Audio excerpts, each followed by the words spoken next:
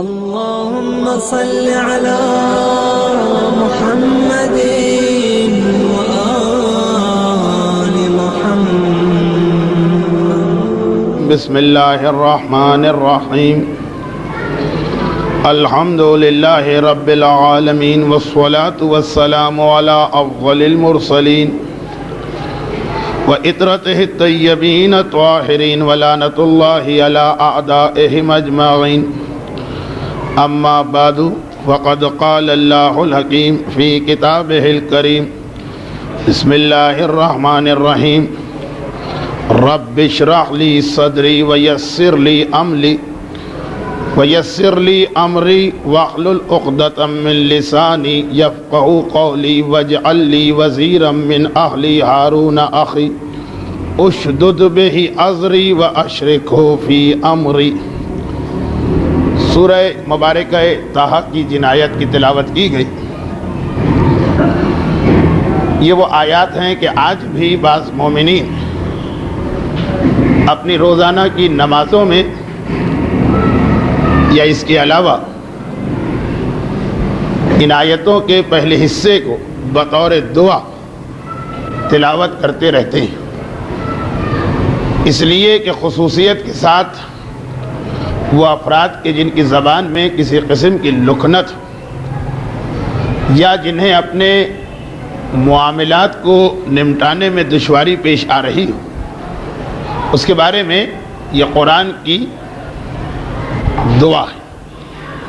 حضرت موسیٰ عین اس وقت جب انہیں حکم اعلان رسالت مل رہا ہے، شیعہ عقیدے کے مطابق نبی اور امام ولادت کے وقت ہی سے نبوت یا امامت کے عہدے پہ فائز ہوتا، بس اب یہ پروردگار عالم کی مصلحت ہے کہ اس کی زندگی کے کس مرحلے پہ اسے یہ اجازت دی جائے کہ اعلان رسالت کرو.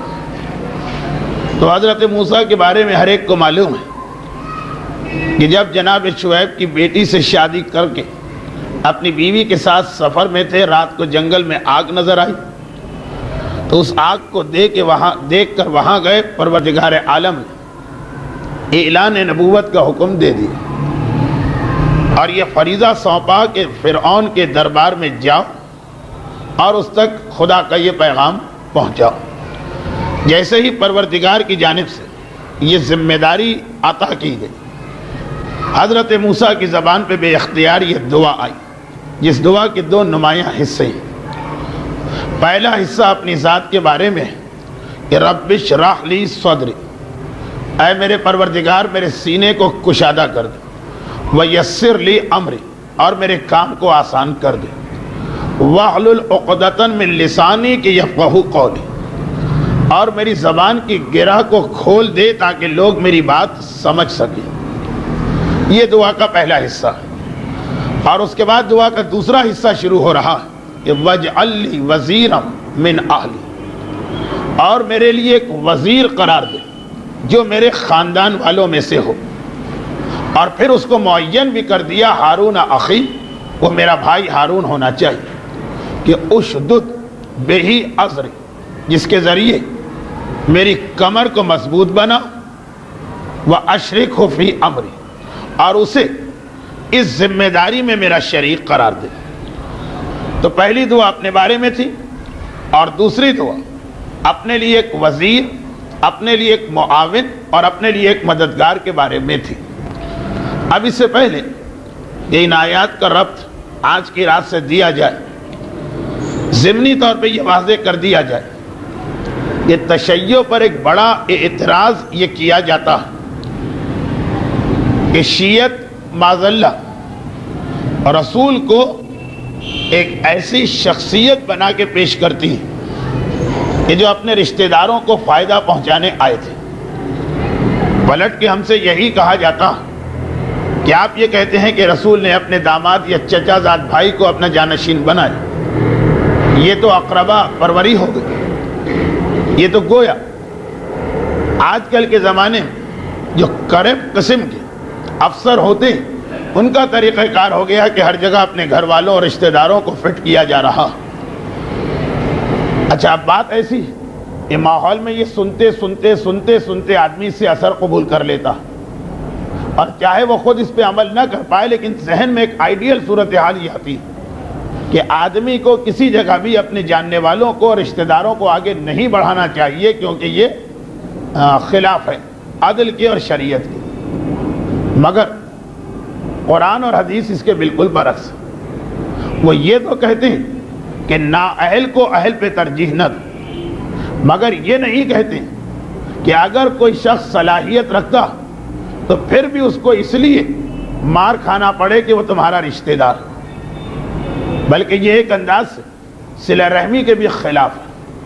اگر ایک ہی عہدے کے لیے آپ کے پاس بالکل برابر صلاحیت کے دو آدمی جن میں کوئی فرق نہیں ہے، لیکن آپ ان میں سے کسی ایک ہی کو لے سکتے ہیں، تو وہاں پہ اسلام یہ نہیں کہتا ہے کہ ایک تمہارا رشتہ دار ہے تو عدل کا تقاضا اسے چھوڑ کے غیر کو، الٹا حکم۔ ہاں، اگر اس کے اندر صلاحیت کم، غیر میں صلاحیت زیادہ ہے تو کچھ سوچا جا سکتا، لیکن اگر صلاحیتوں کے اعتبار سے برابر ہے تب بھی رشتہ دار کو ترجیح دینا، اور یہ اقربا پروری نہیں۔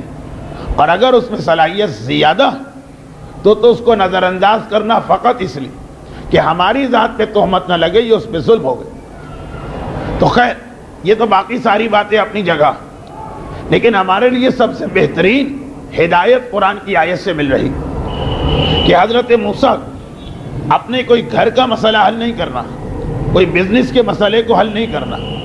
حضرت موسیٰ اللہ کی طرف سے ایک ذمہ داری ادا کرنے جا رہے ہیں، عہدہ الہی ہے نبوت، اور کہہ رہے ہیں کہ جب میرا شریک بنا تو اے خدا میرے اہل میں سے میرا شریک ہونا چاہیے، اور وہ بھی بتا کے کہ وہ میرا چھوٹا بھائی ہارون۔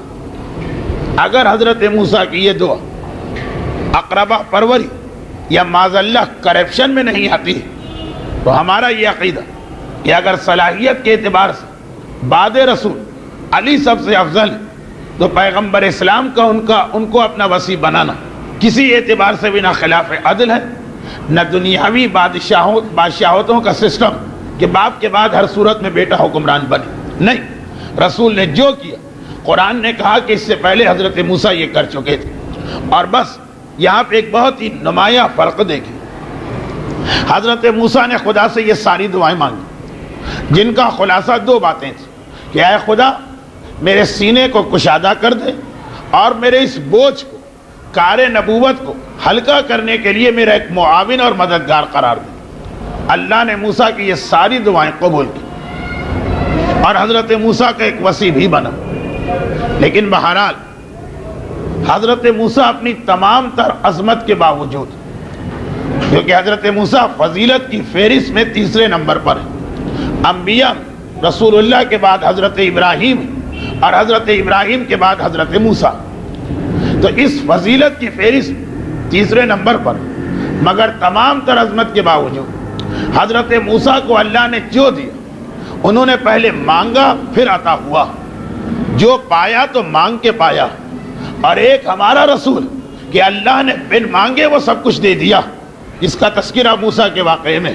ادھر موسیٰ کہہ رہے رب اشرح لی صدری، اور ادھر رسول سے قرآن کہہ رہا الم نشرح لک صدرک، اے حبیب کیا ہم نے تمہارے سینے کو کشادہ نہیں کیا تھا؟ وہ نعمت یہاں بھی مل رہی، وہ نعمت وہاں بھی مل رہی، لیکن وہاں والے کو مانگنا پڑا تھا، یہاں والے کو بے مانگے پروردگار عطا کر رہا۔ اور وہی دو باتیں حضرت موسیٰ دوسرا سوال کیا تھا وَاجْعَلْ لِي وَزِيرًا مِّنْ أَهْلِي، مجھے اپنا ایک وزیر چاہیے اپنے اہل، اور خدا نے یہاں کہا الم نشرح لک صدرک ووضعنا عنک وزرک الذی انقض ظہرک، اور کیا ہم نے تمہیں تمہارا بوجھ ہلکا کرنے کے لیے ووضعنا عنک وزرک ایک وزیر نہیں دیا؟ یہ وزرک اور وزیر دونوں کے ایک معنی، وہ بوجھ جو تمہاری کمر کو جھکائے دے رہا تھا، الذی انقض ظہرک وہ نبوت کا بوجھ جس سے تمہاری کمر دوہری ہوئی جا رہی تھی۔ تو دیکھیے فرق ہے رتبے کا، دونوں کو نعمتیں مل رہی ہیں، ایک کو مانگنا پڑتا اور ایک پروردگار عالم کے یہاں اتنا محبوب کہ بغیر مانگے اس کو سب کچھ عطا کیا جا رہا۔ تو سورہ الم نشرح نے یہ بتایا کہ پروردگار بغیر مانگے رسول کو ایک ایسا وزیر، ایک ایسا معاون، ایک ایسا مددگار، ایک ایسا ہاتھ بٹانے والا دیا کہ جو ان کے اہل میں سے اور یہی وجہ کہ دعوت ذی العشیرہ سے لے کے غدیر خم کے میدان پر میرے مولا کے تذکرے میں لفظ وزیر بار بار آ رہا، یعنی علی کی ذمہ داریاں فقط بعد رسول شروع نہیں ہو رہی، عہدوں کا فرق دیکھتے رہیے گا۔ وصی کا کام شروع ہوتا رسول کے انتقال کے بعد، خلیفہ کا کام شروع ہوتا رسول کے انتقال کے بعد، جانشین کا کام شروع ہوتا اصل آدمی کے انتقال کے بعد۔ تو علی کے لیے وصی کا لفظ آیا، خلیفہ کا لفظ آیا، جانشین کا لفظ آیا، مگر ان سب کے ساتھ لفظ وزیر بھی آیا۔ اور دعوت ذی العشیرہ میں یہ لفظ استعمال ہوا کہ تم میرے وزیر ہو اور میرے بعد میرے وصی۔ گویا علی کی ذمہ داریاں رسول کی زندگی ہی میں شروع ہو چکی اور بالکل برابر سے چل رہی، بالکل برابر سے رسول کا وزن کم کرنے کے لیے۔ اور پھر یہاں پہ ایک فرق آتا ہارون کے لیے حضرت موسیٰ نے دعا تو کی تھی، لیکن ہارون حضرت موسیٰ کا کوئی بوجھ تنہا نہیں اٹھایا، کیونکہ ہارون حضرت موسیٰ کی زندگی ہی میں انتقال کر گئے تھے۔ تو ہارون جتنا عرصہ بھی گزارا اصل بوجھ موسیٰ پر تھا، ہارون فقط مدد دے رہے تھے اور ہاتھ بٹا رہے تھے۔ لیکن کیا کہنا اس علی مرتضیٰ کا جس نے رسول کی زندگی میں برابر سے رسول کی مدد کی اور رسول کے انتقال کے بعد رسالت و نبوت کی اس تمام ذمہ داری کو تنہا اپنے کندھوں پہ لیا اور 41 ہجری تک اس کو ادا کیا۔ تو فرق جو موسیٰ اور رسول میں، وہی فرق ہارون اور علی میں ہے۔ یعنی جس طرح رسول موسیٰ سے 1000 گنا افضل، علی بھی ہارون سے 1000 گنا افضل۔ پھر ایک روایت آ جاتی اس میں یہی پہلو مجھے بتانا کہ فرق ہے رتبے کا، کہ الا ترضى انت منی بمنزلت ہارون من موسیٰ، اے علی کیا تم اس بات پر راضی نہیں کہ تمہارا وہی مقام ہے میرے پاس جو ہارون کا مقام تھا موسیٰ کے پاس۔ اصل جنگ تبوک کے موقع پہ اس حدیث کا شان نزول بتایا گیا، الا انہ لا نبی بعدی، مگر میرے بعد کوئی نبی نہیں ہوگا۔ لیکن صحیح معنوں میں یہ حدیث سب سے پہلے 15 رمضان کی صبح کو ہمارے سامنے آئی، غزوہ تبوک۔ اس پہ میں نے سارے گزشتہ 8-9 تقاریر کی تھی۔ وہاں تو یہ اعلان ہوا، اور وہاں تو اتنے بڑے مجمع میں یہ اعلان ہوا کہ بہت سے لوگ یہ سمجھنے لگے کہ یہ اعلان صرف جنگ تبوک کے دن ہوا، نہیں، اس سے پہلے بھی کئی مرتبہ ہو چکا ہے۔ خصوصاً پہلی مرتبہ نمایاں طور پہ یہ اعلان کہ اے علی انت منی بمنزلت ہارون من موسیٰ، تمہارا وہ مقام جو ہارون کا موسیٰ کے پاس۔ پہلے مرتبہ یہ اعلان 15 رمضان کی صبح کو ہوا، اور وہ کب؟ وہ اس وقت جب وحشت والا خواب مسرت والے خواب میں بدلا، جب ام الفضل کا پرابلم سالو ہوا۔ وہ ام الفضل جنہوں نے 3 ہجری کے رمضان میں ایک ایسا عجیب خواب دیکھا تھا کہ گھبرا کے رسول اللہ کی خدمت میں آئی تھی۔ رمضان کی آخر شب کا خواب، روزے کے آغاز سے کچھ پہلے کا خواب، اور وہ راتیں کہ جن سے پہلے روزے رکھے جا چکے، تو خواب بالکل سچا محسوس ہو رہا تھا۔ لیکن اگر یہ خواب سچا تو اس کا مطلب یہ ہے کہ ام الفضل کے ایمان میں کہیں کمی، اس لیے کہ رسول کے پاس آ کے گھبراہٹ اور پریشانی کے عالم میں کہا کہ اے اللہ کے رسول، آج میں نے خواب میں ایک ایسا منظر دیکھا کہ بیان کر نہیں سکتی اور بیان کیے بغیر رہ بھی نہیں سکتی۔ میں نے خواب میں دیکھا کہ جیسے آپ کے جسم سے ایک ٹکڑا جدا ہو اور میری گود میں آ کے گر گیا۔ کسی کے جسم کا ٹکڑے ٹکڑے ہوتے دیکھنا آدمی کو وحشت میں ڈال سکتا، اور جب رسول کے جسم کو ٹکڑے ٹکڑے ہوتے دیکھے، ام الفضل خواب ایسا ہے کہ بیان کرنے کو دل نہیں چاہ رہا، مگر اس کی تعبیر دریافت کرنا ضروری، اس لیے بیان کیے بغیر رہ بھی نہیں سکتی کہ آخر اس کا مطلب کیا؟ کیا میں نے کبھی رسالت کے بارے میں کوئی برا سوچا؟ کیا میں رسول کی دشمن؟ کیا میرے ذہن میں کبھی رسول کی موت کا تصور آیا؟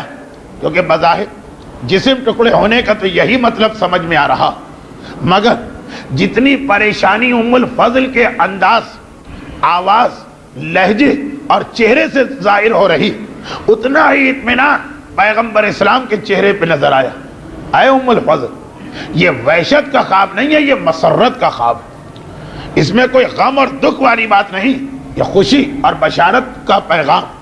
ان قریب میری بیٹی، وہ بیٹا عطا ہونے والا جو ہر چیز میں میرا جز ایسا ہے کہ جیسے میرے جسم کا ٹکڑا، یعنی محاورتاً نہیں، حقیقتاً وہ جز رسالت، اس میں شان رسالت، اس میں انداز رسالت، اس کا علم رسول جیسا، اس کا علم رسول جیسا، اس کا کردار رسول جیسا، اس کا اخلاق رسول جیسا، اس کی شجاعت رسول جیسی، اس کی صبر رسول جیسی، اس کی صلح رسول جیسی، اس کی جنگ رسول جیسی، اور اس کی عصمت رسول جیسی. محاورتاً نہیں، حقیقتاً وہ میرے جسم کا ایک ٹکڑا، اور وہ تمہاری گود میں پرورش پائے گا. پروردگار نے تمہیں یہ بشارت دی.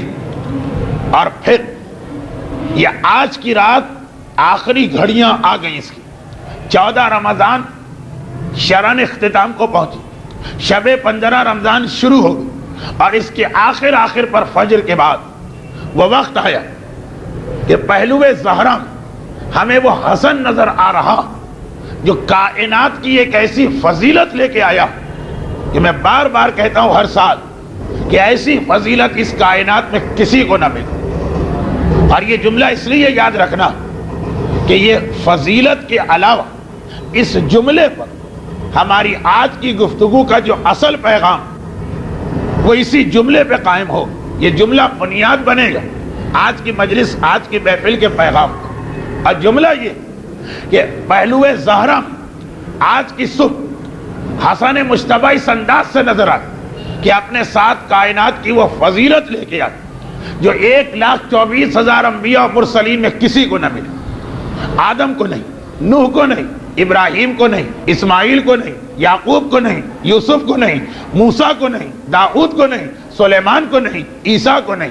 حتیٰ یہ کہ ہمارے رسول کے حالات میں، حتیٰ یہ کہ مولا کے حالات میں بھی، حتیٰ یہ کہ خود سیدہ کے حالات میں بھی اس انداز کی فضیلت.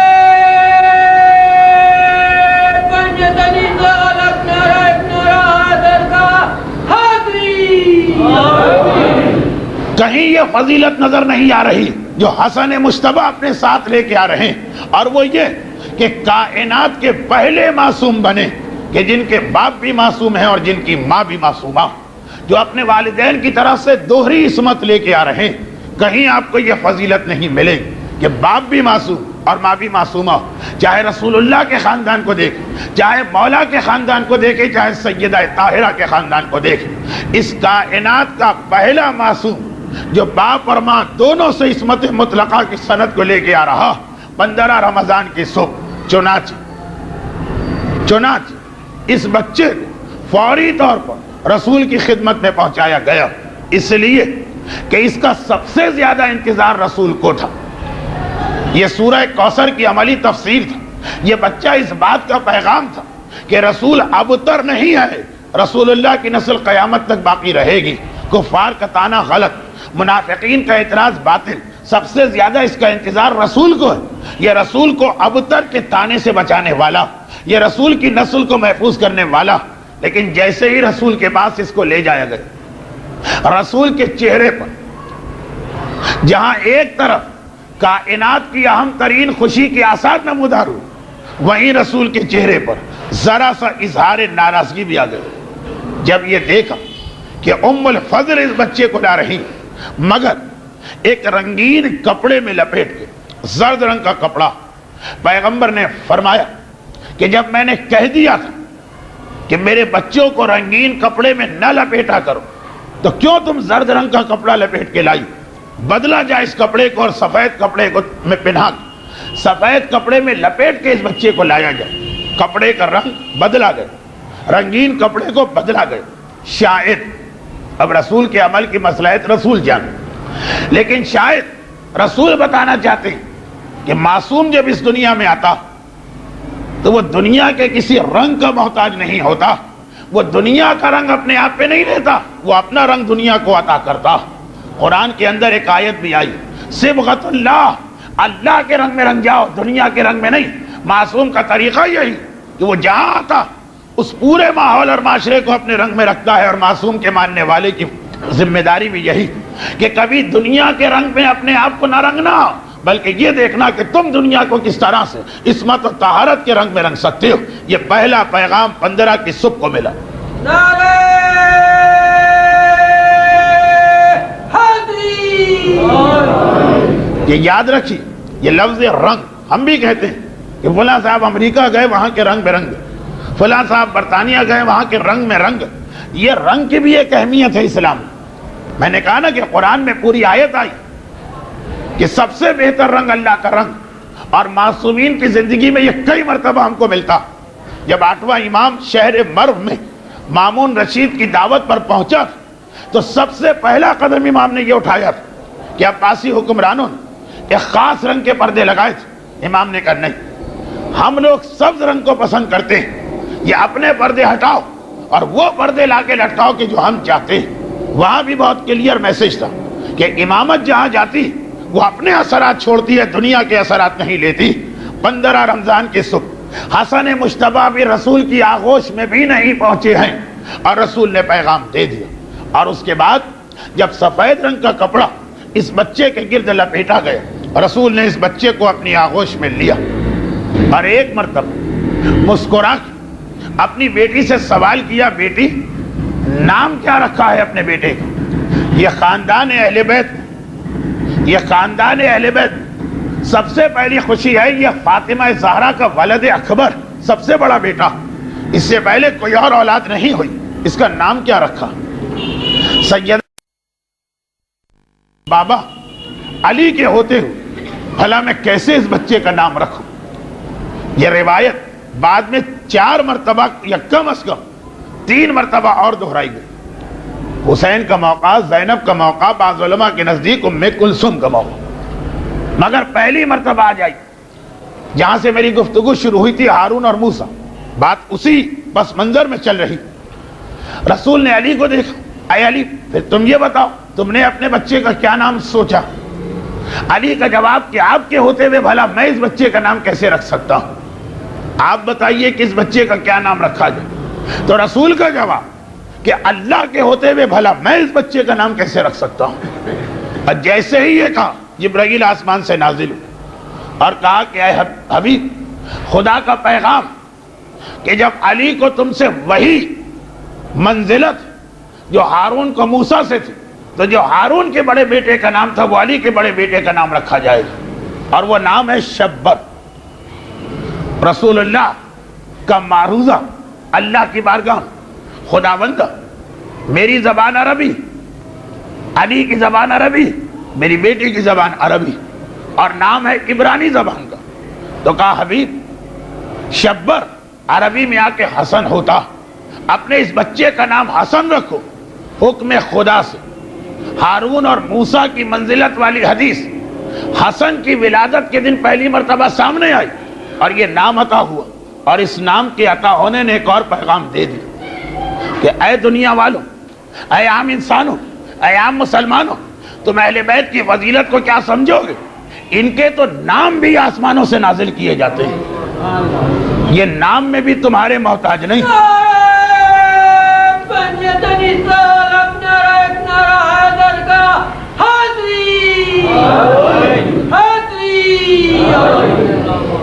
آپ دیکھتے ہیں کہ جب کوئی کسی کا نام رکھتا دنیا والوں سے بدل دی جاتی، ڈکشنری میں نام دیکھے جاتے ہیں، جاننے والوں سے پوچھا جاتا ہے کوئی اچھا نام بتاؤ، خاندان میں دیکھا جاتا ہے کہ کوئی اچھا نام، بزرگوں کے حالات پہ نگاہ ڈالی جاتی۔ اہل بیت کو سمجھو، یہ نام رکھنے کے لیے بھی تمہارے محتاج نہیں ہے، جانی برائے نام بھی یہ دنیا کے محتاج نہیں ہیں۔ برائے نام یہ اردو کا ایک محاورہ بھی، ان کا سب کچھ اللہ کی بارگاہ سے عطا ہوتا۔ اب یہاں پر ایک دقیق بحث، موقع کی مناسبت سے ایک چھوٹی سی بات، لیکن ذرا شاید کچھ لوگوں کے لیے مشکل ہو، اس کے بعد پھر ہم اپنے موضوع پہ آتے ہیں۔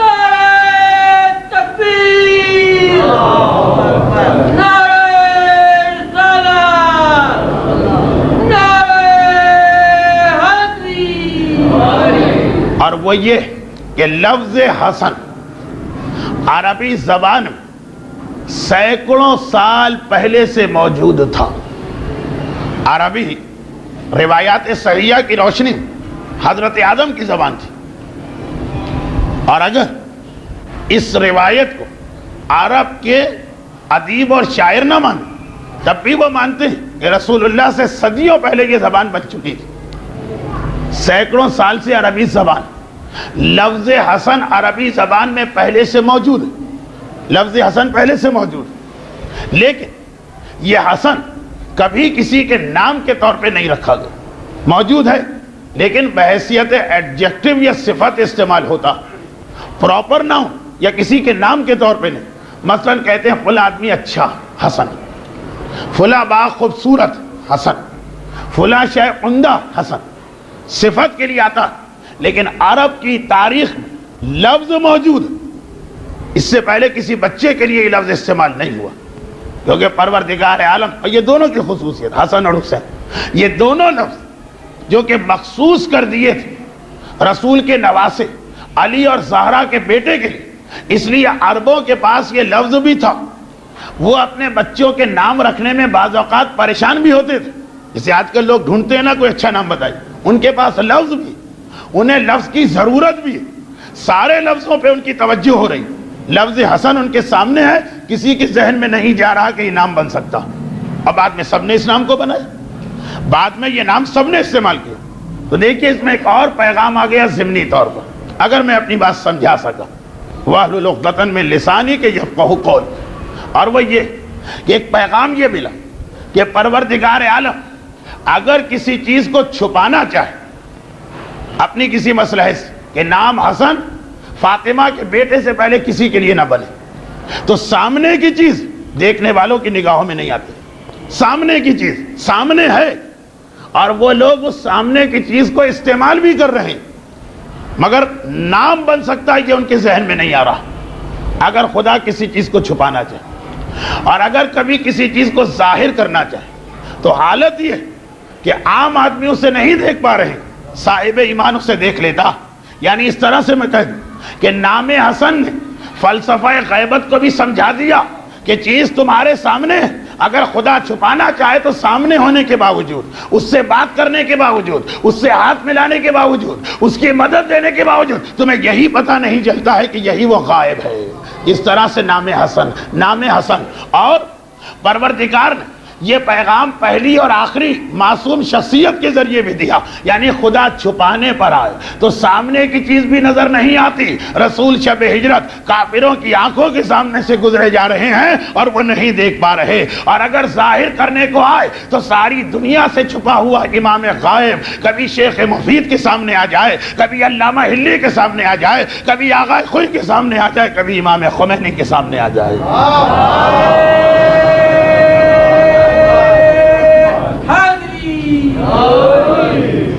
نام دیکھیے، حسن کا نام یہ بھی ایک مسئلہ حل کرتا ہے. سامنے ہے عربوں کے، لیکن خدا نے جو کہ اسے غائب کر دیا تو آنکھوں کے سامنے ہونے کے باوجود، استعمال میں آنے کے باوجود ذہن میں خیال نہیں آتا نام حسن.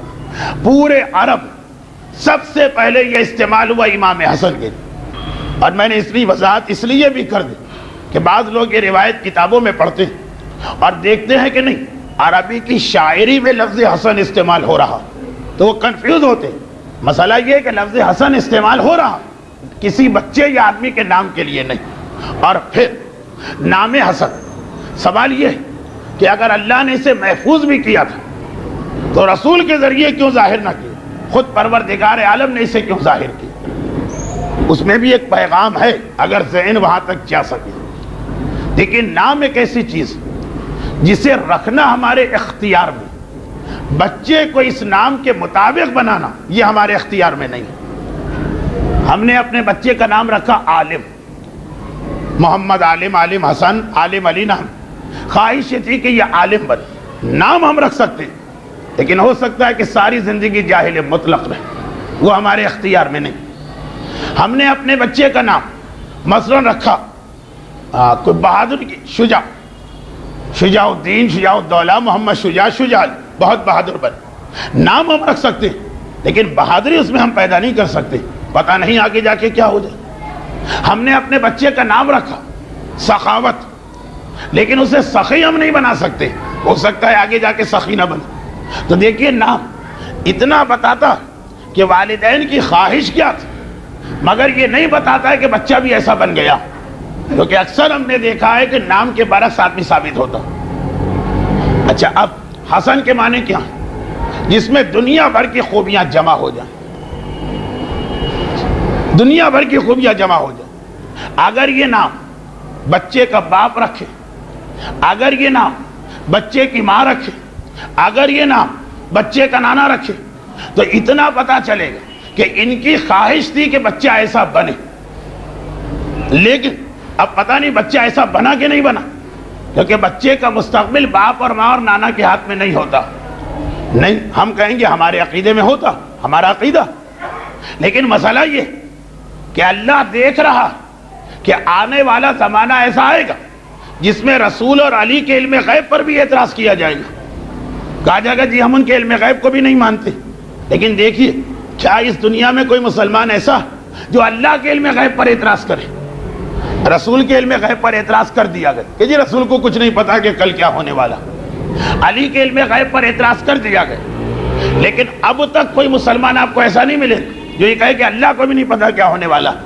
تو دیکھیے ہمارے عقیدے سے رسول اور علی بھی یہ کہہ سکتے ہیں کہ ہم بچے کا نام اس لیے رکھ رہے ہیں تاکہ دنیا کی تمام خوبیاں اس میں جمع ہو جائے، لیکن جو لوگ رسول اور علی کے علم غیب ہی کو نہیں مانیں گے وہ کہیں گے نام بزرگوں نے رکھا، مگر جو بزرگ نام رکھتے ہیں بچہ ویسا بنے کہ نہ بنے یہ بزرگوں کے اختیار میں نہیں، تو نام حسن ہوا ہوگا، کردار پتہ نہیں حسن ہے کہ نہیں۔ تو پروردگار عالم نے کہا کہ میرے حبیب کے علم غیب پہ تم شک کر بھی لو، میرے ولی کے علم غیب پہ تم شک کر بھی لو اگرچہ وہ غلط، مگر میرے علم غیب پہ تو کوئی شک نہیں کرے گا۔ اللہ کے بارے میں تو ہر ایک مانے گا جو اللہ چاہتا ہے وہ ہو جاتا۔ تو میں نے اس بچے کا نام حسن رکھنے کے لیے رسول کو ہٹا دیا تاکہ رسول پہ شک کی وجہ سے کوئی اس بچے پہ شک نہ کرے، علی کو ہٹا دیا کہ علی پر شک کی وجہ سے کوئی یہ شک نہ کرے کہ بچہ ویسے نہیں بنا۔ نام رکھنا میں نے اپنے اختیار میں رکھا کہ میرے بارے میں ہر ایک کا اعتقاد جو میں چاہتا ہوں وہ ہو جاتا۔ تو میں نے جب اس بچے کا نام حسن رکھا، یعنی اس میں کائنات کی ساری خوبیاں ہیں، اللہ نے جب یہ نام رکھا تو مان لو کہ 15 رمضان کا مولود وہ ہے جو اپنے ساتھ کائنات کی ساری خوبیاں اور عصمت کو لے کے آ رہا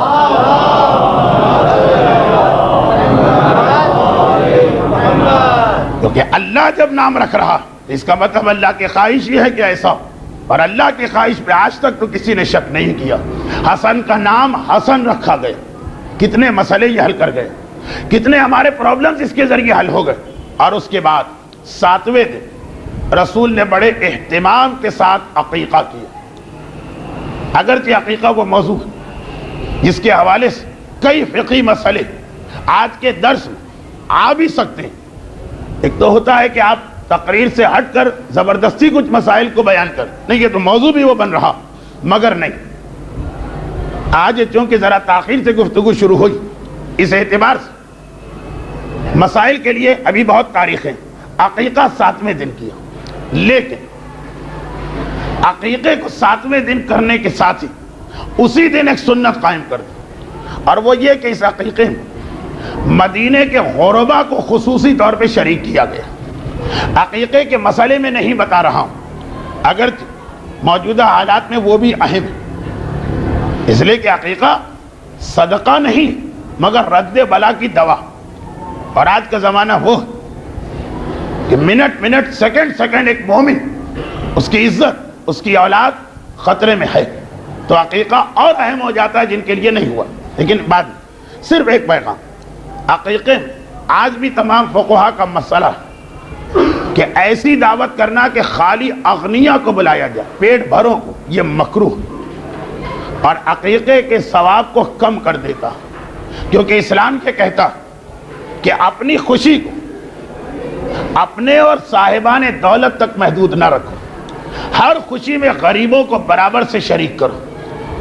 اسی لیے صدقے کو خیرات نہیں مانا، اور ہر خوشی کے موقع پہ صدقہ دینے کا حکم، مگر خیرات کے طور پہ نہیں، حقارت کے طور پہ نہیں، اس نیت کے طور پر کہ ہم دوسروں کو اپنے ساتھ شریک کرنا چاہتے ہیں۔ مومن کی خوشی، اس کی سب سے اہم بات یہ ہونا چاہیے کہ نہ اپنے گھر والوں تک محدود رہے نہ پیسے والوں تک، معاشرے کے غریب اور معاشرے کے مالی اعتبار سے پسماندہ افراد خوشی میں برابر سے شریک ہو، حسن مجتبیٰ کے عقیقے کی کیفیت دیکھ لیں.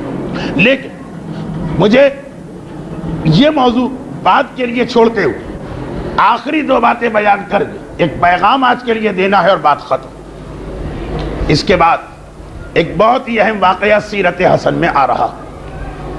فضائل کے اعتبار سے حسن مجتبیٰ کے فضائل اسی حدیث میں کہ جو علی ابن ابی طالب کا ذکر کرتا ہے وہ عبادت انجام دیتا، یہ بھی اسی کا جز. فضائل خود ایک عبادت، لیکن انہی فضائل سے ایک پیغام بھی نکل رہا ہے عملی زندگی کا. حدیقہ بنی نجار کا واقعہ، حدیقہ بنی نجار کا واقعہ یہ پچھلے سال بھی میں نے پڑھا تھا مختصر کر کے، اور وہ پیغام نہیں دیا تھا جو اس سال اس حوالے سے دینا. یہ کیا واقعہ ہے؟ رسول اللہ بیمار پڑ گئے. پیغمبر پر بھی بیماری تو آئی تھی، خیبر میں بیمار ہوئے تھے، حجۃ الوداع سے واپس آ کے بیمار ہوئے تھے، اور بھی واقعات. بیمار پڑے. شہزادی حکم اسلامی کے مطابق اپنے بابا کی عیادت و مزاج پرسی کے لیے آ رہی اور اپنے بیٹوں کو لے کے آ رہی. اب یہ وہ زمانہ ہے کہ حسن کے بعد حسین کی بھی ولادت ہو گئی. حسن اور حسین دونوں آئے. باپ کو بیمار دیکھا، بیٹی کچھ دیر بیٹھی اور باپ سے گفتگو کرتی رہی اور واپس اپنے گھر آ گئی. فاطمہ اور رسول کے گھر میں کوئی لمبا چوڑا فاصلہ نہیں، چند قدم کا فاصلہ. حسن اور حسین اس دوران کھیلتے کھیلتے نانا کے حجرے سے باہر نکل گئے اور پھر کھیلتے کھیلتے شہر مدینہ سے باہر نکل گئے. بچوں کے لیے کھیل کا انتظام بھی کرو، سیرت حسنین کا ایک پیغام، لیکن آج کے لیے نہیں، ہو سکا تو کل. کھیلتے کھیلتے باہر نکل گئے اور چونکہ گرمی کا موسم تھا اس لیے شہر میں گرمی زیادہ لگتی، شہر سے باہر چلے گئے. اور شہر کے باہر قبیلہ بنو نجار کا ایک باغ تھا، اس باغ میں درختوں کے نیچے جا کے لیٹ گئے. کھلے میں گرمی ہے، درخت کے نیچے ٹھنڈی ہوا چل رہی، دونوں کو نیند آ گئی. اور یہ باغ ہے قبیلہ بنو نجار کا، جناب آمنہ کا قبیلہ جو رسول کی والدہ. اچھا، اب یہاں پہ یہ دونوں بچے سو رہے ہیں. اچھا، یہ واقعہ اس حوالے سے بھی پڑھا جاتا ہے جو پچھلے سال میں نے پڑھا تھا کہ بچوں کی آنکھ کھلی تو دیکھا کہ ایک سانپ پہرا دے رہا، اور پھر اس سانپ نے بتایا کہ وہ کون سا جن ہے، اللہ نے اس کو کیوں بھیجا ہے. وہ ایک واقعہ وہ پچھلے سال آ گئے. اس واقعے کا ایک اور حصہ وہ ابھی آ رہا، وہ بھی ایک اہم حصہ لیکن پچھلے سال بیان ہو گئے. ادھر شہزادی جب اپنے حجرے میں آئی تو کچھ دیر کے بعد توجہ ہوئی کہ بچے نہیں. رسول کا اور فاطمہ کا حجرہ اس طرح ملا ہے کہ بچے ادھر سے ادھر، اس گھر سے اس گھر بہت زیادہ آتے جاتے ہیں. وہاں تلاش کی، وہاں بھی نہیں. فاطمہ بنت آئی پریشان. یہ خبر رسول اللہ کو مل گئی کہ میرے نواسے کھو گئے. یہ واقعہ کہلاتا ہے حدیقہ بنی نجار کا واقعہ. عربی میں حدیقہ باغ کو کہتے ہیں، بنی نجار تو قبیلے کا نام. اب تلاش شروع ہوئی اور جیسے جیسے تلاش میں ناکامی ہو رہی فاطمہ کی پریشانی بڑھتی جا رہی، یہاں تک کہ بیٹی کو اتنا پریشان دیکھا تو اگرچہ رسول اللہ انتہائی بیماری کے عالم میں اور تقریباً عمر 60 سال کی ہے، یعنی ضعیفی بھی، مگر پھر بھی ایک مرتبہ بستر سے بلند اور اکیلے اور تنہا حسنین کو تلاش کرنے کے لیے چلے. چلتے چلتے مدینے سے باہر پہنچ گئے اور دیکھا کہ اس باغ میں دونوں بچے لیٹے ہیں اور اس وقت اس سانپ سے گفتگو کر رہے جو معجزہ جن والا واقعہ سن چکے ہیں آپ. رسول نے دونوں نواسوں کو آغوش میں لیا اور اسی بیماری اور بخار و کمزوری کے عالم میں انہیں لے کے واپس آئے. اس عرصے میں یہ خبر مدینے میں پھیل گئی تھی کہ رسول جو اتنے بیمار و ضعیف ہیں، اس بیماری کے عالم میں حسنین کی تلاش میں گئے. تو سارا مدینہ گھروں سے نکل آیا، مسجد میں جمع ہو گئے. خدا خیر کرے، رسول نے کسی اور کو بھی اپنے ساتھ نہیں لیا، خیریت کے ساتھ واپس آ جائے. سب بے چین. اور رسول اللہ واپس مسجد میں آتے ہیں اور مسجد میں آنے کے بعد اتنے بڑے مجمع کو دیکھا، اپنے منبر کے برابر تشریف فرما ہو. اس طرح سے کہ گود میں ایک طرف حسن کو بٹھایا ہے اور ایک طرف حسین، اور کہا کہ یہ بتاؤ اے میرے صحابیوں کہ اس کائنات میں نانا اور نانی کے اعتبار سے افضل ترین انسان کون ہے؟ تمام مجمع نے کہا کہ آپ بہتر جانتے ہیں۔ تو کہا میرے یہ دونوں بیٹے حسن و حسین، اس لیے کہ ان کا نانا میں ہوں اور ان کی نانی خدیجہ کبریٰ، ان سے زیادہ افضل نانا کس کے، اس سے زیادہ افضل نانی کس کی؟ پھر سوال دہرائے، یہ بتاؤ والدین کے اعتبار سے اس دنیا میں سب سے افضل کون؟ مجمع نے کہا آپ جانتے ہیں۔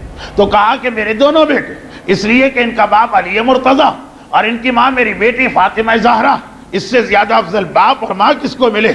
اچھا یہ بتاؤ چچا کے اعتبار سے اس دنیا میں سب سے افضل کون؟ کہا آپ سے بہتر کون جانتا ہے؟ کہا میرے یہ دونوں بیٹے، اس لیے کہ ان کا چچا وہ جعفر طیار ہے جسے پروردگار نے وہ پر عطا کیے ہیں، جن کی مدد سے وہ ساری جنت میں پرواز کر رہا۔ یہ بتاؤ پھوپھی کے اعتبار سے اس دنیا میں سب سے افضل کون؟ غرض یہ کہ روایت ایک ایک رشتہ دار کا نام لیتے جاتے ہیں اور روایت کا سلسلہ آگے بڑھتا جاتا، اور ہر رشتہ دار کا نام لے کر مجمع سے سوال اور مجمع کا کہنا کہ آپ بہتر جانتے ہیں، اور پھر پیغمبر کا حسن اور حسین کا تذکرہ کر دینا، یہاں تک کہ سارے رشتہ داروں کے نام تو ختم ہو گئے مگر آدھے گھنٹے سے زیادہ یہاں وقت گزر گئے، اور پھر رسول اپنے حجرے میں آئے۔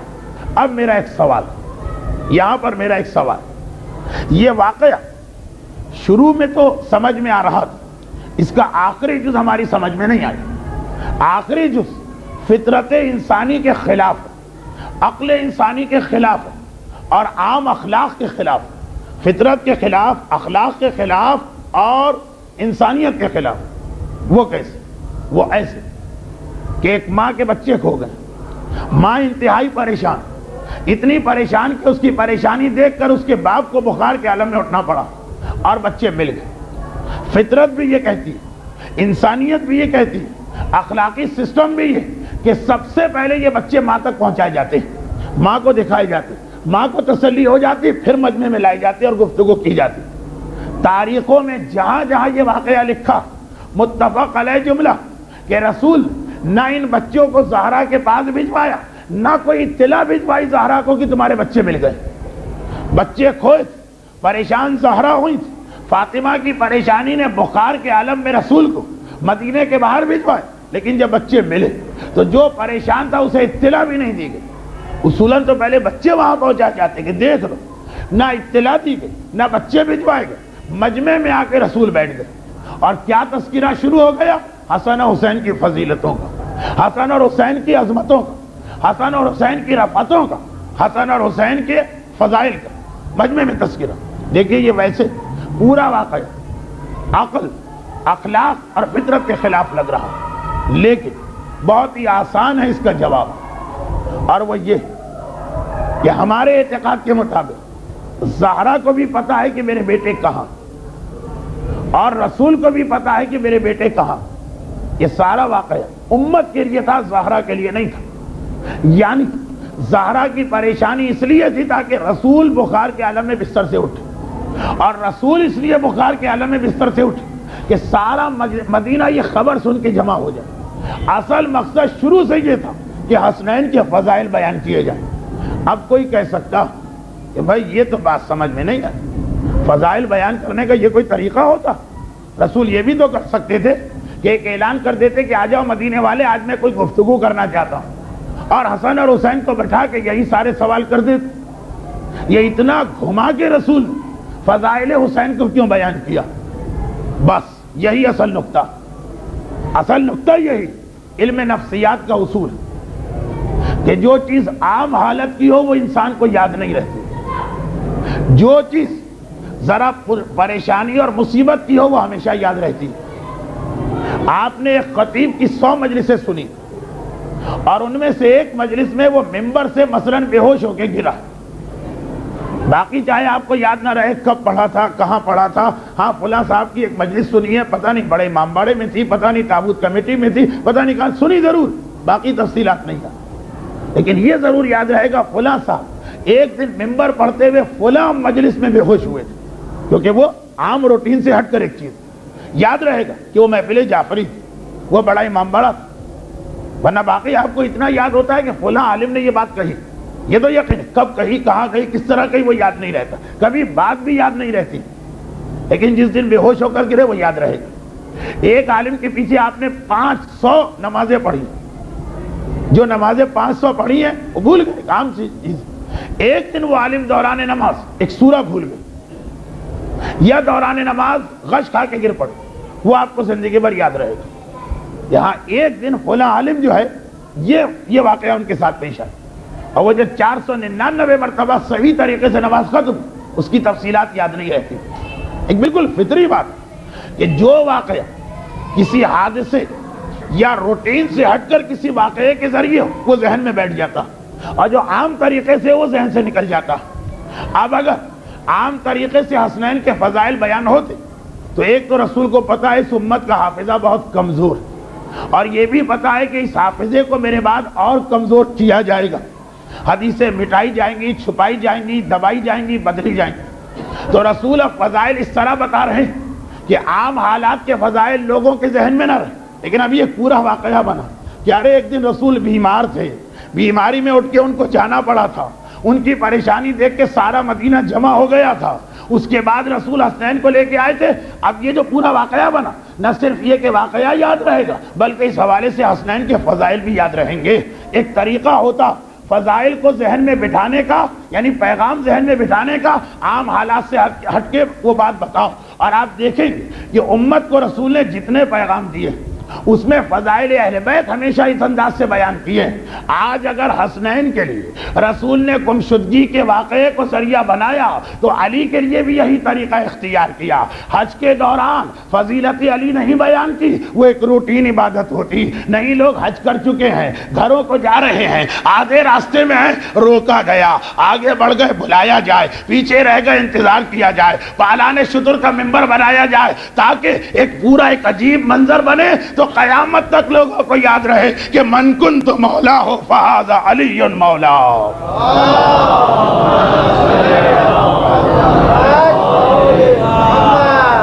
حکمتیں اور مصلحتیں دیکھتے چلی اور نفسیات کے نقطے کہ عام حالات کا اعلان لوگ بھول جاتے، غدیر خم کا اعلان کوئی نہیں بھولتا۔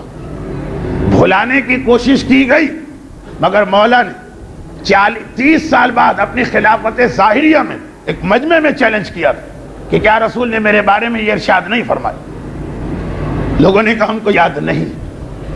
علی نے کہا جو بھول گیا تو ٹھیک، اور جسے یاد ہے اور کہہ رہا ہے میں بھول گیا، وہ اللہ کے عذاب سے نہیں بچے گا۔ اس مجمع جتنے لوگ تھے ان کو جذام کا مرض اور برس کا مرض لگا، اس لیے کہ بھولے نہیں تھے اور بھول بھی نہیں سکتے تھے۔ ایسے ماحول میں غدیر کا واقعہ بنا تو حسنین کے فضائل ہوں کہ علی کے فضائل، اللہ کا رسول اس نقطے کو ذہن میں رکھ رہا کہ میرے بعد کیا ہونے والا، روایتیں مٹائی جائیں گی، فضیلتیں چھپائی جائیں گی، واقعات کو بدلا جائے گا، علی اور حسنین کے نام و نشان پہ پردے ڈالے جائیں گے۔ تو یہ ساری فضیلتیں اس طرح بیان کرو کہ اگر کوئی بھولنے والا آدمی بھی ہے وہ نہ بھول پائے۔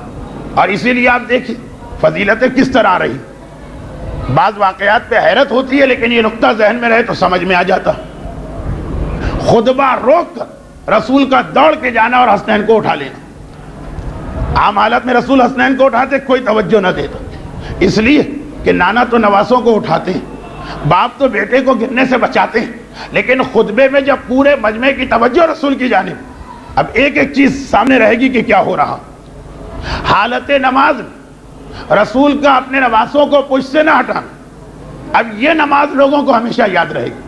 رسول کے پیچھے پڑھی جانے والی باقی سب نمازیں بھول جائیں گے لوگ، وہ عام نمازیں، یہ نماز نہیں بھولیں گے کہ جس کے اندر 70 مرتبہ ہم نے ذکر سجدہ رسول سے سنا اور سجدے میں پڑے پڑے ہماری کمر ٹوٹنے لگی، وہ نہیں بھولے۔ حسین کی ساری فضیلتیں بھول سکتے ہیں، حسن کی ساری فضیلت یہ نہیں بھولیں گے کہ مجمع عام میں عیدگاہ میں رسول اپنے بچوں کے لیے ناقہ بنے تھے۔ ایک گھر میں بڑے بچوں کو بہلانے کے لیے کبھی ناقہ بن سکتا، لیکن وہی بات کہ وہ ایک عام سی چیز، تعجب ہوگا کہ فلاں شخص، اور فلاں بھی کون، جتنی عظیم شخصیت، جتنی عظیم شخصیت ہے اتنا ہی اس کا پروٹوکول اور احترام زیادہ ہوتا۔ رسول جیسی شخصیت مجمع عام میں حسن اور حسین کے لیے ناقہ بن جائے، شاید ہم میں سے کوئی آدمی جو رسول کی پاؤں کے خاک کے برابر بھی نہیں مجمع میں اس کو یہ پسند نہ آئے کہ اپنے بچوں کے لیے میں ناقہ بنوں، اور مجمع بھی کون سا؟ ایسا مجمع کہ آدمی باقی دنوں میں رسول کی مجلس سے غائب ہو سکتا، اس دن غائب نہیں ہو سکتا، کیونکہ وہ عید کی نماز تھی۔ جو آدمی آپ کو سال میں کبھی نہ مصلی پہ ملے نہ مسجد، عید میں مل جاتا، تو سارا مدینہ اس دن بہترین موقع ہے حسنین کی فضیلت بیان کرنے کا۔ چنانچہ مجمع عام حسنین کا سوال ہم اور آپ جانتے ہیں، حسنین بچپنے میں ہے، بچے نہیں۔ بچپنے میں ہونا اور ہے، بچہ ہونا اور، ورنہ تجرید البخاری اہل سنت کی یہ حدیث نہ آتی۔ ہمارے ہاں تو حدیثوں پہ حدیثیں۔ ام الفضل گھبرا کے رسول کے پاس آئے۔ ابھی آپ نے سنا نا کہ حسن مجتبیٰ کا بچپنا ام الفضل کے پاس گزر رہا۔ گھبرا کے اللہ کے رسول غضب ہو گیا، غضب۔ رسول نے پوچھا کیا ہو گیا؟ کہا ایسا لگ رہا ہے کہ شہزادہ حسن دنیا سے رخصت ہو گئے۔ جب رسول کو معلوم ہے کہ کیا کیا ہونے والا، حسن کی شہادت کا وقت ابھی نہیں، مسکرا کے کہا اے ام الفضل تم نے یہ کیسے اندازہ لگا لیا؟ کہا کہ کئی گھنٹے ہو گئے گہوارے میں ایک ہی حالت میں پڑے، پلک بھی نہیں جھپک رہی ہے، نگاہیں آسمان پر۔ اس طرح ایک مردے کا جسم ہوتا ہے، کوئی حرکت نہ، ایک عام آدمی کا جسم بھی حرکت کر جاتا ہے گھنٹوں میں، بچے تو منٹ منٹ حرکت کرتے ہیں۔ رسول اسی انداز سے مسکرا رہے۔ ام الفضل گھبراؤ نہیں، میرا بیٹا حسن مجتبیٰ اس وقت 7ویں آسمان پر موجود لوح محفوظ کا مطالعہ کر رہا۔ بچپنا 1 سال کی عمر بھی نہیں، لوح محفوظ جو فرشتوں کے بس کی بات بھی نہیں ہے، جو وہیں رہتے ہیں۔ تو حسن بچے بچپنے میں ہیں، بچے نہیں۔ پھر ان کا مجمع عام میں نانا سے کہنا کہ ہمیں سواری چاہیے، ایسی خواہش بچہ کر سکتا مگر سمجھدار نہیں کر سکتا، اور رسول کا اتنے بڑے مجمع کے سامنے جھک جانا۔ بعض اوقات گھر والوں کے سامنے ہم کو شرم آ جائے، اور اتنے بڑے مجمع کے سامنے، وہی بات نفسیاتی نقطہ۔ اس طریقے سے فضائل حسن پہنچاؤ امت تک کہ یہ بھولنا بھی چاہیں تو نہیں بھول پائے۔ اب یہ کون بھولے گا کہ مجمع عام میں سڑک پر رسول خدا ناقہ بنے تھے، سڑک پر، اور ناقہ بننے کے بعد ایک مہار حسن کو دی، ایک مہار حسین۔ حضرت عمر قریب سے گزرے، کہا بچوں نعم المرکب، تمہیں کتنی اچھی سواری ملی۔ رسول کا پلٹ کے کہنا سڑک ہے، مجمع عام ہے اور عید کا اجتماع، جہاں ہر شخص آیا ہوا، اے عمر و نعم الراکب، یہ کیوں نہیں دیکھتے کہ سوار کتنے بہترین ملے۔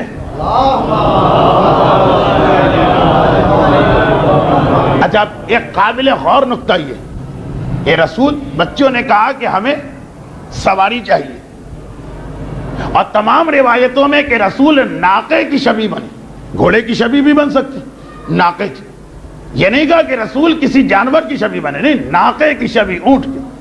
کیوں؟ وہی نفسیاتی نقطہ۔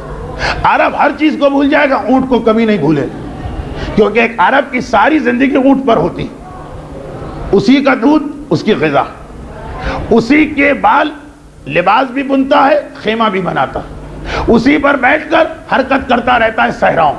اونٹ اس کی سواری بھی ہے، اونٹ اس کا لباس بھی ہے، اونٹ اس کا مکان بھی ہے، اونٹ اس کی روٹی بھی ہے۔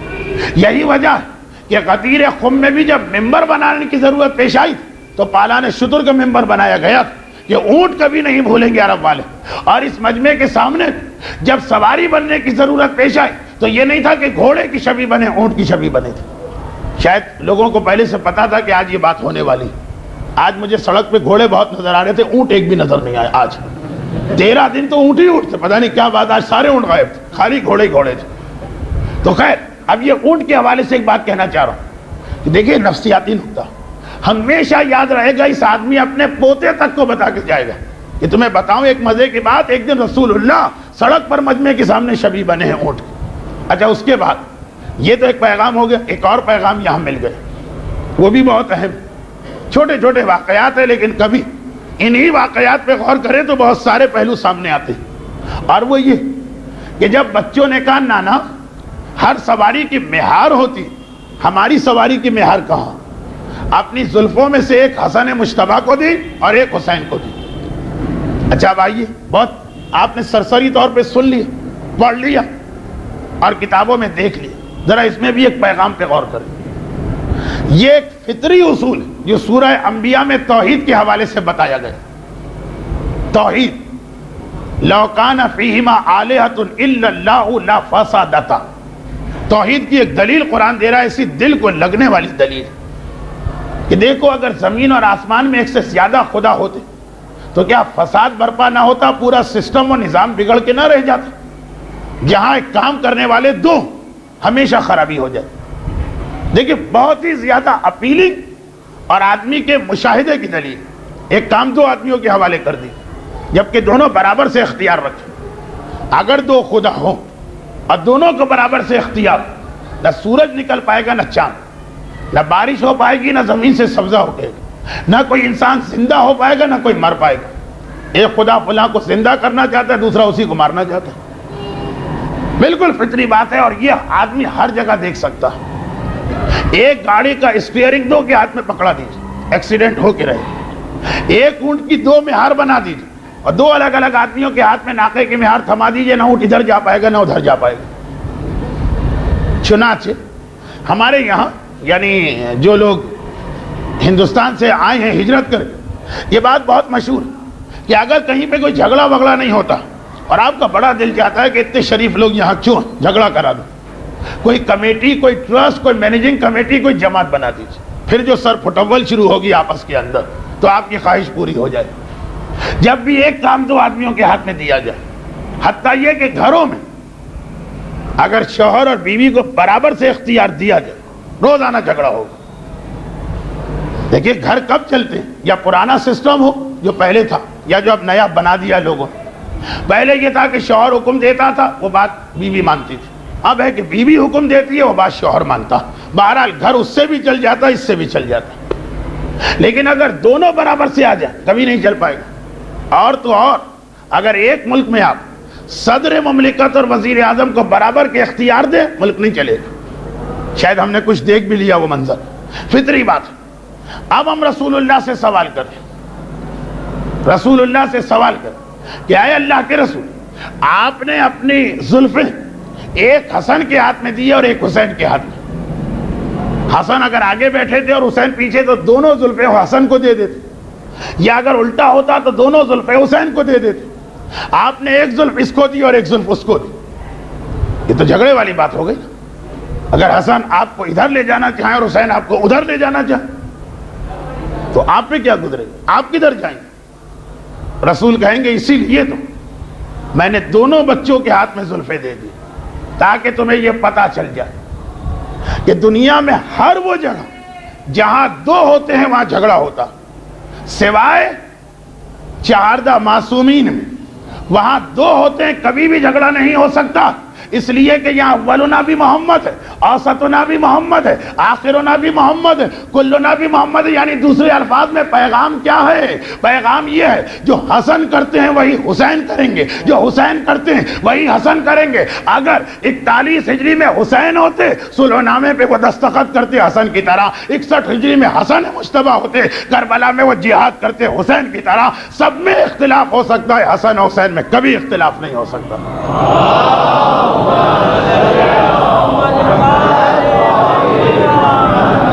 میں نے کوشش آج یہی کی کہ تاریخ کے بالکل عام سے واقعات جو آپ نے اتنی مرتبہ سنے کہ مجھے ہر روایت کے ساتھ اس کی دلیل لانے کی ضرورت نہیں کہ اس کتاب میں حوالہ کہاں, لیکن اس سے سیرت حسن مجتبیٰ کے کچھ خاص پہلو آپ کے سامنے آ جائیں. مگر اب اس ساری گفتگو کے بعد اب ایک ہی جملہ کہنے کی گنجائش ہے, اس لیے کہ پورے گھنٹے کی تقریر ہو گئی ہے 2 منٹ چھوڑ کر, اور یہ جملہ کہتے کہتے 2 منٹ ہو جائیں گے انشاءاللہ. کل سے پھر وہی سلسلہ مسائل اور تقریر کو ملا کر, لیکن ایک جملہ, اور یہ ایک جملہ شاید بنیاد بنے ہماری شبوں کی مجالس کے لیے. یہ ایک جملہ وہ یہ کہ یہ حسن مجتبیٰ کے سارے فضائل آپ نے سنے, اور جو آپ علماء سے سنتے ہیں وہ اپنی جگہ, اور جو پچھلے سالوں میں نے دوسرے انداز سے پڑھے تھے وہ اپنی جگہ. مگر یہ سارے فضائل جہاں ایک جانب ہمیں بتاتے ہیں کہ اس کائنات کی کتنی افضل ترین ہستی ہے وہ بچہ کہ جس کی ولادت آج ہوئی ہے اور جس کا نام حسن مجتبیٰ, وہاں دوسری جانب وہاں دوسری جانب ہمارے ذہن کو بھی جھنجھوڑ کے ایک پیغام ملتا کہ حسن مجتبیٰ کی ولادت کے بعد سے لے کر رسول اللہ کی وفات اور زہرا کی شہادت تک اس گھر کو دیکھ لیجئے، تربیت اور تعلیم کا ایک نظام اس گھر میں قائم کیا جا رہا، جو ہمارا عقیدہ بھی ہے۔ امامت نہ علم حاصل کرنے کے لیے دنیا میں آتی ہے، نہ تربیت کی محتاج ہوتی، وہ سارے فضائل لے کے آئے، وہ تمام خوبیوں کا مجموعہ ہے۔ اب اسے اس دنیا میں کیا گین کرنا؟ مگر روایتیں دیکھیں، فاطمہ سے لے کے رسول تک اس گھر میں حسن کی ولادت کے بعد تعلیم اور تربیت اولاد کا ایک نظام قائم کیا گیا۔ اس کی جانب اشارے میں ہر سال 14 اور 15 رمضان کی مجلسوں میں دیتا ہوں، یہ مسلسل تیسرا سال ہے اس منبر پہ، ہر سال اشارے آتے ہیں، وہی اسی پہ آج کی گفتگو ختم کر رہا۔ اب آئیے ایک مرتبہ سرسری طور پہ تقریر کو دہرا دیں۔ وہ حسن مجتبیٰ جو اس کائنات کی پہلی شخصیت کہ جو باپ اور ماں دونوں کی جانب سے عصمت کو لے کے آیا، وہ حسن مجتبیٰ جو اپنے بچپنے میں لوح محفوظ کا مطالعہ کرتا، وہ حسن مجتبیٰ جس کے فضائل کبھی خطبے کو روک کر، کبھی نماز کو طول دیکھ کر، کبھی عیدگاہ کے سامنے ناقہ بن کر، کبھی گمشدگی کے واقعے کے ذریعے بیان کیے جاتے ہیں۔ وہ حسن مجتبیٰ جسے رسول اللہ اپنا ٹکڑا اور ہر صفت میں اپنا ٹکڑا قرار دیتے ہیں، وہ حسن مجتبیٰ کے لیے بھی ایک تربیت کا نظام قائم کیا جاتا، جسے تربیت کی ضرورت نہیں، جس کے اوپر دنیا کا رنگ نہیں چڑھ سکتا، جو دنیا کو اپنے رنگ میں جا کے رنگے گا۔ اس حسن مجتبیٰ کے معصوم ہونے کے بعد بھی، اس حسن مجتبیٰ کے کامل ترین ہونے کے بعد بھی اس کی تربیت و تعلیم کا انتظام کیوں ہے؟ تاکہ ہمارے ذہنوں میں ایک سوال پیدا ہو کہ جس کے لیے تعلیم ضروری نہیں، اس کے لیے تعلیم کا انتظام، جو کسی تربیت کا حتیٰ یہ کہ رسول کی تربیت کا محتاج نہیں، اس کے لیے تربیت کا انتظام، جو عصمت کا مجسمہ ہے اس کے لیے تربیت کا انتظام۔ ہمارے بچے نہ فضل رکھتے ہیں، نہ عصمت رکھتے ہیں، نہ پیدائش کے وقت وہ کردار کی بنیادیں رکھتے ہیں، نہ ہی وہ دنیا کو فی الحال جب بچے اپنے رنگ میں رنگ سکتے ہیں، نہ وہ شیطان سے بچ سکتے ہیں۔ وہ جو ہر لمحے شیطان کے پھندے میں پھنس سکتے ہیں، وہ جو ہر لمحے اس دنیا میں ٹھوکر کھا کے گر سکتے ہیں، کیا ان کے لیے کوئی تعلیم کا انتظام نہ ہو؟ تعلیم دین۔ کیا ان کے لیے کوئی تربیت کا انتظام نہ ہو؟ تربیت اخلاقی۔ کیا انہیں بالکل شتر بے مہار کی طرح چھوڑ دیا جائے کہ یہ مومن کا بچہ ہے، مومن بن جائے گا؟ جب امام معصوم کے لیے ایک نظام قائم کیا جا رہا، اور معصوم بھی اتنی فضیلتوں والا، معصوم بھی اتنے فضائل والا کہ اس کے لیے بھی وہ کیوں؟ اسی لیے وہ اس معصوم کے لیے نہیں، وہ ہمارے لیے پیغام کہ تم اپنے بچوں کو دیکھتے رہو، تم اپنے بچوں کے بارے میں سوچتے رہو۔ جو رسول اپنے نواسے حسن کی اتنی فضیلتیں بیان کر رہا، وہی اپنے ہر خطبے میں حسن کو بلا کے بٹھاتا۔ وہ فاطمہ جو اپنے بیٹے حسن کی اتنی فضیلتیں بیان کر رہی، وہی اپنے بیٹے حسن کو مدرسے میں بھیجتی ہیں اور روزانہ پوچھتی ہیں کیا سیکھ کے آئے۔ وہی علی مرتضیٰ جو اپنے بیٹے حسن کی اتنا فضیلتوں کا اتنا ذکر کر رہا، وہی اپنے بیٹے حسن ان تمام کاموں میں شریک کرتا جو باپ اولاد کی تربیت کے لیے انجام دیتا۔ ہمارے بچے تو کچھ بھی نہیں، بلکہ شیطان کا سب سے بہترین ٹارگٹ، کیونکہ شیطان ایک عیسائی کے بچے کو اتنا نہیں بہکائے گا، وہ تو ویسے ہی بہکنے والا۔ شیطان ایک یہودی کے بچے کے پیچھے نہیں بڑھے، وہ تو ویسے ہی اپنے ماں باپ سے یہودی بنے۔ شیطان ایک ہندو کے گھرانے میں اس کے بچے کو زیادہ بہکانے نہیں جائے، شیطان تو زیادہ ہمارے بچوں کو پکڑے کہ اس کے والدین مومن، کہیں یہ اپنے بچے کو بھی مومن نہ بنا لے، اس کے والدین پابند شریعت خدا، کہیں یہ اپنے بچے کو بھی شریعت کا پابند نہ بنا لے، اس کے والدین دین کے احکامات کو مان رہے ہیں، کہیں یہ اپنے بچے کو بھی اپنے راستے پہ نہ چلا لے۔ یہودی کے بارے میں اطمینان کہ اگر وہ اپنے بچے کو اپنے راستے پہ چلائے تو یہی تو شیطان چاہتا۔ عیسائی باپ پر شیطان اکتفا کرے گا کہ بھائی چلاؤ اپنے بچے کو اپنے راستے پر، مومن باپ پہ شیطان کبھی مطمئن نہیں۔ پھر ہم اتنے غافل، پھر ہم اتنے لاپرواہ، پھر ہم اتنے بے توجہ۔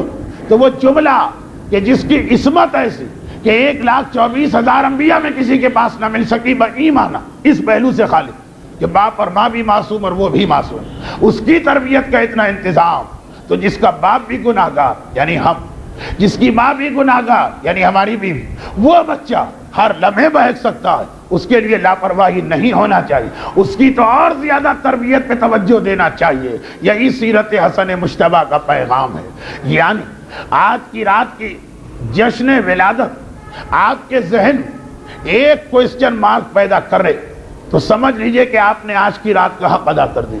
یہ سب سننے کے بعد ایک سوالیہ نشان کہ حسن جیسے کے لیے نظام بنا، ہمارے بچوں کے لیے ہمارے گھروں میں کیا نظام ہے، اور اس کے آگے ایک کوئسچن مارک۔ یہ سوال اگر آپ کے ذہن میں پیدا ہو گئے اور کل کے دن آپ نے اس کے جواب کے لیے اپنے دائیں بائیں، اپنے گھر، اپنے بچے، اپنے بچے کے مدرسے، اپنے بچے کے قرآن، اس کو دیکھ لیا، سمجھیے آپ نے حسن مجتبیٰ کی ولادت کے حوالے سے ان کے والدین اور بزرگوں کا دل خوش کر دیا۔ اور اگر اس پر آپ نے توجہ نہ دی تو گویا آپ سیرت حسن مجتبیٰ سے کچھ نہ سیکھا، فضائل حسن مجتبیٰ کا ثواب حاصل کیا۔ فضائل سننا بھی ثواب، یہ ثواب حاصل کیا، لیکن سیرت کا ثواب آپ کے ہاتھ سے چلا گیا، اور یہ بڑا نقصان ہے۔ بس اسی پہ گفتگو ختم۔ پروردگارا تجھے حسن مجتبیٰ ہی کی سیرت کا واسطہ، ہم سب کو اور ہماری اولاد کو اور ہمارے پورے معاشرے کو حسن مجتبیٰ اور اہل بیت اطہار کی سیرت پہ عمل کی توفیق عطا فرما۔ تجھے حسن مجتبیٰ کی ولادت کا واسطہ، تمام صاحبان ایمان لے کے ہمارے شہر کے مخصوص حالات میں یہاں کے تمام مومنین اور مومنات کو دشمنوں کے ہر شر اور ظلم سے محفوظ فرما۔ پروردگارہ بادشاہوں کا طریقہ کار ہوتا کہ خوشی کے موقع پہ قیدیوں کو آزاد کرتے، تو نے اپنی ایسی حجت کو اس دنیا میں بھیجا کہ زمین و آسمان خوشی کے عالم میں، کوثر اور جنت مسرت کے عالم میں، قرآن اور کعبہ اس وقت وجد کے عالم میں تجھے اس عظیم خوشی کا واسطہ۔ ہم میں جو گناہوں کی قید میں مبتلا ہے ان کے گناہوں کی قید کو دور فرما، ہم میں جو مصیبتوں کی قید میں مبتلا ہے ان کی مصیبتوں کو دور فرما، ہم میں جو رزق کی کمی کی قید میں مبتلا ہے ان کے رزق میں برکت عطا فرما، جو اپنی اولاد کے کسی مسئلے کی قید میں مبتلا ہے ان کی اولاد کی ساری پریشانیوں کو دور فرما، جو صحت کے مسئلے میں مبتلا ہے ان کو صحت کاملہ اور شفا عاجلہ عطا فرما، اور اس خوشی کو ہمارے مرحومین تک پہنچاتے ہوئے اعلیٰ علیین میں انہیں جوار حسن مجتبیٰ سے ملحق فرما۔ اور پروردگارہ یہ خوشی اتنی بڑی ہو کر بھی نامکمل، کیونکہ ہمارا والی اور حسن کا بیٹا ہم سے دور پردہ غیبت میں پنہاں ہے۔ پروردگارہ اس عظیم خوشی کو مکمل کرنے کے لیے اپنی آخری حجت وارث حسن مجتبیٰ امام عصر و زمان کے ظہور میں تعجیل فرما۔ اللجن اللجن یا مولا اللجن اللجن اللجن اللجن اللجن اللجن اللجن یا صاحب السماء اللجن اللجن